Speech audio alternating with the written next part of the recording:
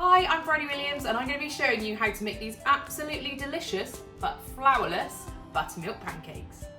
We're going to start with some whizzed up oats.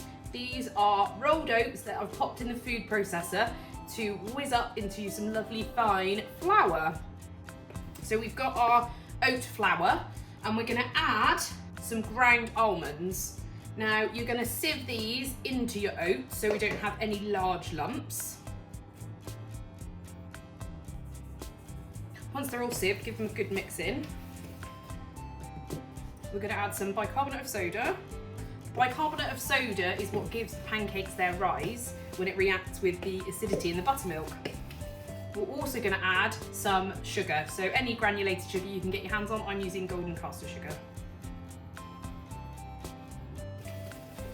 I'm going to grab our whisk now to add the wet ingredients. I've got some buttermilk here. Handy little trick, if you can't get hold of buttermilk, if you get the same quantity of milk and add a tablespoon of lemon juice to it, then leave it for about 5 minutes, it thickens and you get a buttermilk-like consistency. So, cheeky little trick for you there. I'm going to also add an egg. You want to give this a really good beating, you want it as smooth as possible. So that's it, that's the batter mix done. On to the cooking stage. I have got here a nice flat pan, and then I'm going to add to it a little dollop of butter, probably half a teaspoon. So we're going to heat that up so our pancakes don't stick. And we're ready to cook our pancakes. Cheeky little trick, use an ice cream scoop to get the batter in.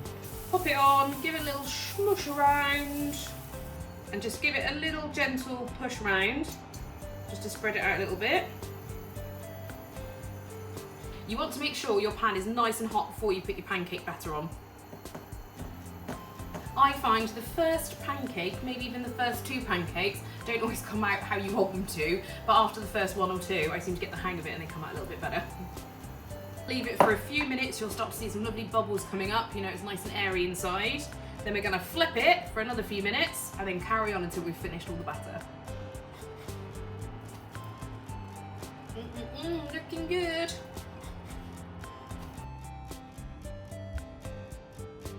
So there we have it, our buttermilk pancakes and no flour used. Hope you enjoyed watching, and remember all the ingredients and the method will be in the comments below.